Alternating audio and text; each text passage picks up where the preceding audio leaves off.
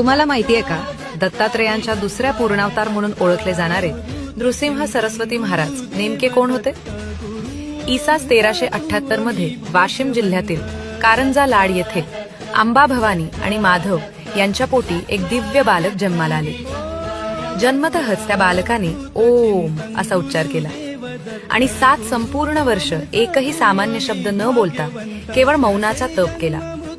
या चमत्कारामुळे संपूर्ण गावात त्यांची महती पसरली. 7व्या वर्षी त्यांनीच आपल्या मातापित्यांना सांगितले, माझे उपनयन करा. आणि उपनयन होताच त्यांच्या मुखातून वेदांचा अखंड झरा वाहू लागला. तेव्हा सर्वांना समजले, हा साधा बालक नाही, हा अवतारी पुरुष आहे. वयाच्या 8व्या वर्षी त्यांनी मातापित्यांचा आशीर्वाद घेतला आणि बद्री केदारच्या दिशेने प्रवास सुरू केला. काशी येथे त्यांना वृद्ध संन्यासी कृष्ण सरस्वती भेटले. त्यांनी नरहरीला संन्यास दीक्षा दिली आणि ते झाले नृसिंह सरस्वती. उत्तरेत शिक्षण पूर्ण करून ते दक्षिण भारतात परतले.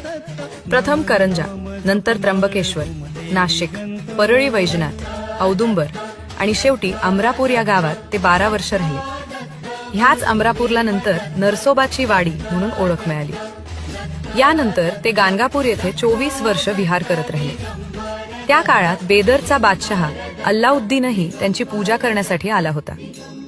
नृसिंह सरस्वतींनी श्रीपाद श्रीवल्लभांचे कार्य पुढे नेले, दत्तभक्तीचा प्रसार केला आणि संपूर्ण भारतभर मोठा शिष्यवर्ग निर्माण केला.